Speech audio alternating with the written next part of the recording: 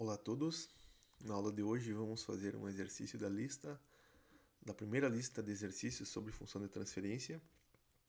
Ressalto que os exercícios elétricos aqui já foram feitos alguns, simples e complexos também. Destaco que vocês façam os que não foram feitos ainda. Confiram o gabarito, tá? Existem exercícios mecânicos simples e mais elaborados também. Destaco que vocês façam-os também, tá?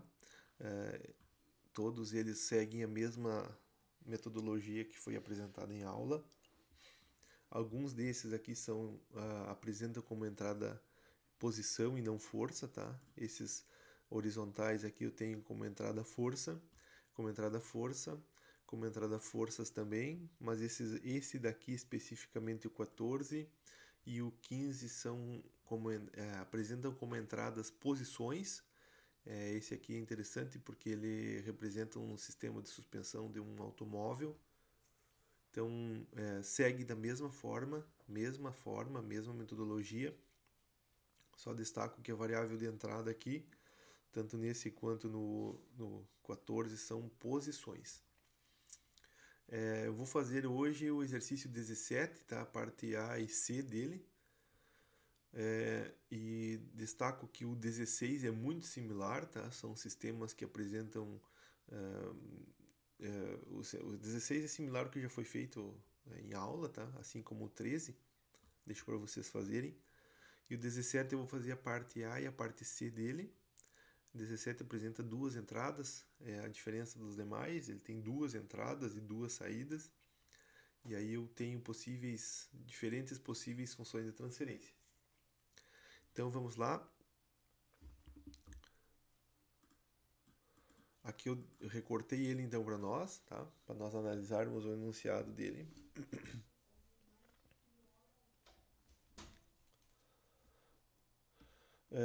O exercício diz então, para o sistema ao lado, seja o U1 dt, U2 dt, as forças de entrada sejam, né? Sejam o 1 dt e o 2 dt as forças de entrada, e y1 dt e y2 dt as variáveis que descrevem as posições em diferentes pontos do sistema. Então eu já estou especificando que esse sistema ele tem dois pontos móveis, um ponto compreendido pela massa m1, que vai definir a variável y1, que vai estar relacionada à deformação da mola K1, pois ela está ligada à massa m1 aqui, e vai estar relacionada à deformação do amortecedor B1, devido a essa ligação também. A y2 então define também a posição da massa 2, define a deformação nessa extremidade do amortecedor B1 e define também a deformação nessa extremidade da mola K2. Eu lembro que essas posições são posições relativas, então elas são dadas em relação ao repouso. Qualquer variação em y2, por exemplo, reflete um movimento na massa m2, como também reflete uma deformação no amortecedor B1, como na mola K2. Só que esse sistema é o primeiro que apresenta duas entradas, tá? Então tem uma entrada que pode ser que é uma força, tá? O 1 e o 2, o 1 é a entrada aplicada na massa 1 e o 2 é a força aplicada na massa 2. Então eu vou obter na aula de hoje as funções de transferências relativas à letra A e à letra C, e a letra B e a letra D eu vou deixar como atividade para vocês. Inicialmente, o ponto de partida são a obtenção das equações diferenciais. Como eu já sei que eu tenho apenas dois pontos móveis aqui, y1 e y2, eu vou ter apenas duas equações diferenciais. Então basta eu obter as equações para os diferentes os pontos móveis, tá? Então, com relação ao ponto móvel y1, que é o primeiro ponto a ser analisado, tá? Eu vou aplicar a lei de Newton, a segunda lei de Newton para sistemas translacionais associada ao ponto móvel y1, e eu vou somar então as forças que surgem nesse ponto móvel y1 1. Quem é que são as forças? É a força relativa à entrada, U1, a força relativa à reação da mola, K1, e a força relativa à reação do amortecedor, B1.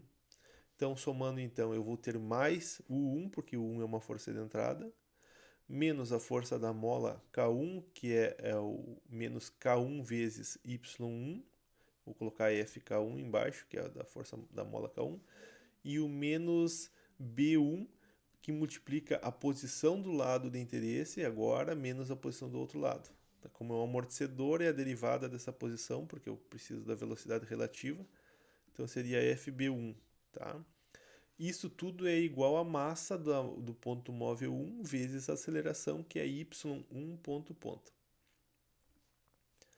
Para o ponto móvel 2, fazemos a mesma análise. Para o ponto móvel 2, y2. Então, começando a lei de Newton aqui, a segunda lei de Newton para o ponto móvel 2. Eu tenho a força de entrada do ponto móvel 2, que é mais o 2, menos a força associada à reação da mola K2, que eu chamei de K2 e 2, K2Y2, tá? FK2, e menos a força de reação do amortecedor B1, que está conectado à massa do ponto móvel Y2. Agora a força do B1 aparece com a relação das posições invertida, porque agora é a posição do ponto móvel de interesse Y2 menos a posição da outra extremidade do amortecedor, tá? Que é o Y1. Então vai ser Y2 ponto menos Y1 ponto, FB1. Isso tudo é igual à massa do ponto móvel 2 vezes a aceleração, que é a velocidade, a derivada da posição duas vezes do ponto móvel 2. Então, y2 ponto ponto. Bom, essas são as duas únicas equações diferenciais desse sistema que governam, então, os movimentos, tá? Tanto do y1 quanto y2, dadas as forças de entrada U1 e U2. O que se faz agora é passar para Laplace, então, o que foi feito aqui? Foram reescritas essas equações, foram as duas reescritas aqui nessas novas linhas aqui, tá? Então, basicamente, foi reescrita a equação da ponto móvel 1, basicamente, e a equação do ponto móvel 2, aplicando a transformada de Laplace. Aqui nós temos U1 ds, eu estou omitindo o S aqui nessas equações, todas as funções teriam, aqui seria no tempo, né? E aqui seriam todas elas no domínio da frequência. Eu vou omitir o S para facilitar o desenvolvimento, tá? Então aqui seria U1 ds, K1 I1 Y1 ds menos BS, por causa da derivada. Então eu teria a derivada do Y1 menos a derivada do Y2. Eu posso isolar, colocar em evidência o S agora, dada a transformada de Laplace dessas duas variáveis. Então fica BS Y1 menos Y2 igual a M1 S ao quadrado, dada a derivada, a função transformada de Laplace da derivada segunda. A mesma coisa para a equação de baixo. E aí são rearranjados os termos nessa última manipulação aqui. Então, são mantidos os termos de y2 do lado da esquerda da igualdade. Então, esse y2 faz o jogo de sinal, fica positivo, e os termos negativos relacionados ao y1, que é o menos k1, y1 menos bs y1, passam para o lado da direita e são agrupados. Assim também é feito na equação do ponto móvel 2. Tá? Então temos uma boa similaridade das duas equações, obviamente mudam os coeficientes, tá? E as variáveis, nós temos uma similaridade entre as duas. Bom, o que se faz agora? Temos as duas equações, agora eu vou trabalhar na obtenção das funções de transferência propriamente ditas. Então, só que nós sabemos que uma função de transferência de um sistema, eu tenho alguns requisitos, tá? Eu tenho que ter um sistema linear, o sistema para ser representado por ft tem que ser invariante no tempo, e tem que ser também de uma única entrada e uma única saída, tá? E nós temos aqui, ó, um diagrama de blocos onde aparecem duas entradas e duas saídas, tá? Então eu tenho que, como resultado da letra A, ter uma função de transferência com uma única saída e uma única entrada.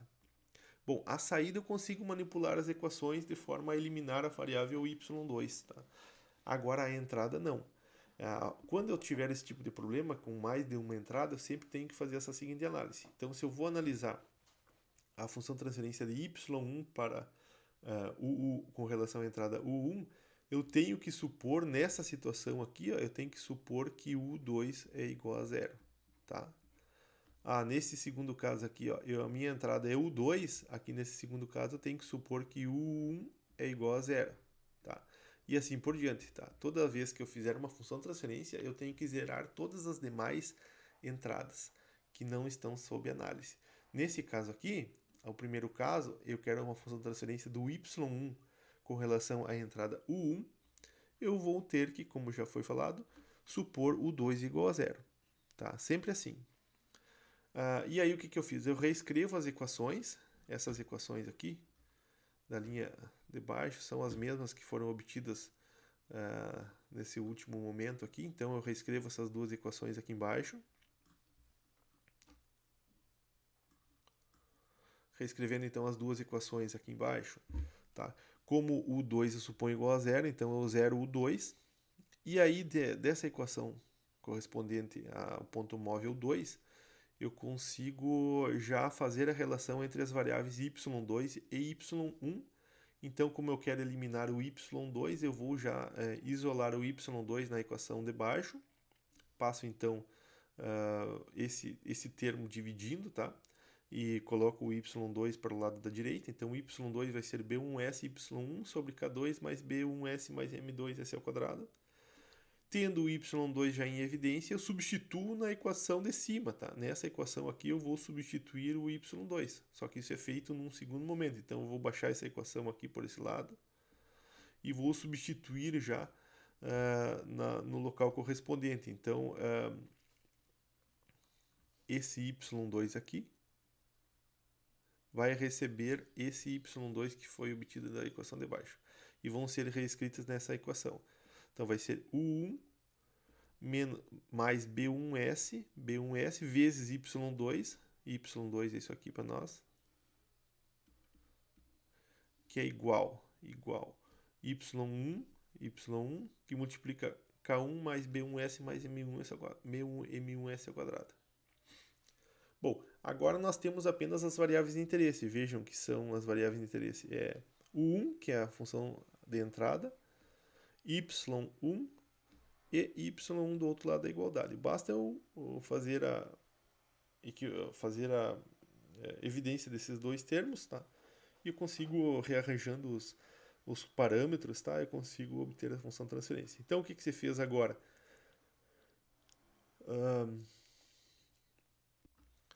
Nesse momento, nesse terceiro momento, então, aqui, pessoal, essa passagem, eu vou fazer em outra cor aqui, vou fazer em verde. Tá? Daqui para cá, foi tirado o mínimo do lado esquerdo da igualdade. Tá? Então, de certa forma, para tirar o mínimo, eu também posso multiplicar, como eu tenho esse termo aqui, ó, o segundo termo está dividido por K2 mais B1S mais M2S ao quadrado, eu posso multiplicar esse primeiro termo em cima e embaixo por esse mesmo valor. Então, o que eu fiz? Eu multipliquei U1 em cima e embaixo por K2 mais B1S mais M2S ao quadrado. E eu consigo então ter o mesmo denominador do lado esquerdo da igualdade. Tá? E esse mesmo denominador do lado esquerdo da igualdade, eu também combino com o denominador do lado direito, que eu fiz a mesma coisa também. Ó. Eu também multipliquei o lado direito da igualdade por esse termo K2 mais B1S ao quadrado mais M2S ao quadrado sobre K2 mais B1S ao quadrado mais M2S ao quadrado. Ou seja, eu multipliquei o 1 e o lado direito da equação, o 1 e o lado direito da equação por esses termos. Com isso eu tenho dos dois lados da igualdade o mesmo denominador e eu consigo cortar todos os denominadores. Tá? Cortei, estou repetindo aqui a cortada. Tá? E aí eu fico só com os numeradores dos dois lados da equação. K2 mais B1S mais M2S ao quadrado vezes o 1 mais B1S que multiplica B1S que multiplica Y1 é igual a Y1, que é o segundo lado, o lado da direita da equação, K1 mais B1S mais M1S ao quadrado, vezes agora o que restou do mínimo múltiplo, da equivalência dos termos, que seria o K2 mais B1S mais M2S ao quadrado. Bom, temos então somente as variáveis de interesse, que é U1 e Y1 dos dois lados da igualdade, então basta igualar, ou melhor, colocar em evidência o Y1, tá? Então, o que foi feito aqui? Ó? Esse y1, todo esse termo relacionado ao y1, foi passado para o lado da direita. Ou melhor, pessoal, o que foi feito aqui, ó, a partir desse momento? Esse termo aqui, ó, só um minuto. Esse termo B1S vezes B1S vezes Y1 foi passado para o lado junto com o Y1. Com isso ele ficou negativo. E foi trocado de lado da igualdade, basicamente isso. Então ficou Y1 que multiplica tudo isso, ó, Y1 que multiplica todos esses termos, menos B1S, B1S Y1 é igual a K2 mais B1S mais M2S ao quadrado vezes U1, Tá? Então foi feito apenas um rearranjo dos termos. E depois feita a multiplicação termo a termo desses casos aqui. Então eu não vou fazer isso aqui para vocês, tá? Mas é basicamente pegando os termos em maior grau. Quem é que vai dar maior grau aqui? Vai dar o S na 2 vezes o S na 2. Então o primeiro termo vai ser S na 4 vezes M1, M2. S na 4, M1, M2. O segundo termo vai ser S na 3. S na 3 vai dar esse S na 2 vezes esse S aqui. Vai dar M1, B1, S na 3. Depois vai dar esse termo aqui vezes esse termo aqui, mais M2, B1, S na 3. Depois vai dar o terceiro termo, vai ser o S ao quadrado. S ao quadrado vai ser o resultado desse S ao quadrado vezes esse termo aqui, então vai ser M1K2. E depois desse S ao quadrado vezes esse termo aqui, que vai dar M2K1. E depois tem mais um termo em S ao quadrado, que é esse termo aqui, ó. Que vai ser em relação a Y1, né? Vai ser o menos... só um minuto, pessoal. Não. Vai ser esses dois aqui, ó. B1S vezes B1S vai dar B1S ao quadrado. Mais B1 ao quadrado, mais B1 ao quadrado, S ao quadrado. Então, aqui estão B1 ao quadrado, S ao quadrado. Tá? E depois os termos independentes... Termos de S na 1. Termos de S na 1 vão aparecer aqui, ó, quando multiplicar esse B1S vezes K2, então vai ser B1K2, e depois quando eu multiplicar esse B1S vezes K1, B1K1, tá? E depois os termos independente de S, vezes S na 0, aparecem quando eu multiplicar esse termo K2 com esse termo K1. Então vai ser K2 vezes K1, que está aqui. E aí menos, agora o que já estava aqui, ó, que é esse termo que vinha do desenvolvimento, que é menos B1 ao quadrado, S ao quadrado, menos B1 ao quadrado, S ao quadrado. E esse termo, obviamente, vai cortar com o termo que já foi obtido nas multiplicações desses dois termos aqui, ó, que foi esse termo aqui, ó, B1 ao quadrado, S ao quadrado, positivo, e aqui eu tenho B1 ao quadrado e S ao quadrado negativo. Então aqui por isso que eu corto esses dois B1 ao quadrado aqui, que eu só vou destacar embaixo, tá? Então eu corto esse B1 ao quadrado, S ao quadrado, com esse menos B1 ao quadrado, S ao quadrado. Com isso, pessoal,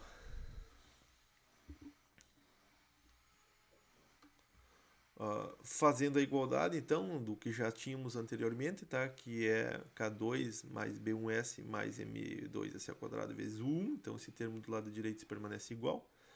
Então, esse rearranjo dos termos aqui, colocando na forma de função de transferência, ou seja, dividindo o y1 pelo u1. Aqui nós temos o lado da esquerda da igualdade, e agora do lado direito eu tenho esse numerador dividido por esse denominador que foi rearranjado, e nós temos aqui a função de transferência da variável y1, da posição de saída do móvel 1, pela força de entrada U1. Então essa é a função transferência que governa o movimento desse sistema massa, mola, amortecedor. Só um minuto. Quando eu aplico uma entrada U1, tá? Essa entrada faz com que todos esses elementos se modifiquem sua condição, né, de posição, e aí eu tenho, de acordo com essa interação de todos eles, eu tenho uma saída Y1 que é dada por essa função de transferência. Então, como eu movimento o bloco M1, eu modifico todos os elementos, né, a posição de todos os elementos, e todos os elementos vão aparecer na função de transferência. Tá bem, pessoal? Bom, o Y2 por U1 segue a mesma lógica, tá? Eu vou deixar para vocês fazerem essa análise. O que eu faço agora? Quando eu quero saber o Y2 com relação ao U1, eu tenho que zerar a entrada U2. Tá? Eu zero a entrada U2, porque eu não posso ter duas entradas em uma função de transferência. E eu faço a manipulação de forma que só reste a saída Y2. O que eu faço? Eu pego as mesmas duas equações, tá? Agora eu zero, eu não sei se a anterior era com relação ao U2 também. Deixa eu me ver. Era com relação ao U1 também, tá? Então só estou trocando a variável de saída agora, o Y1, agora eu estou trabalhando com o Y2. Então eu basicamente isolo na equação de baixo aqui, como eu já zerei a entrada U2, eu isolo o Y1 de forma que eu possa substituir ele na posição da outra equação do ponto móvel 1. Fazendo isso aqui embaixo, tá? Eu faço todo o desenvolvimento, essa aqui é um pouco mais simples, e chego também na função transferência, que governa a movimentação do ponto Y2, dada a entrada em U1. Vou deixar para vocês, tá, a solução das letras B e D desse exercício aqui, que eu destaquei para vocês. Então, seguindo a mesma lógica, tá? Seguindo a mesma lógica, façam agora para nós, a princípio, uma atividade não avaliada, tá? Façam a solução dessas duas funções de transferência aqui, ó, como exercício não avaliado. Depois nós conversamos, talvez isso mude, tá? Mas a princípio é exercício não avaliado a ser entregue, submetido pelo AVA, tá? E conversaremos na próxima aula a respeito disso.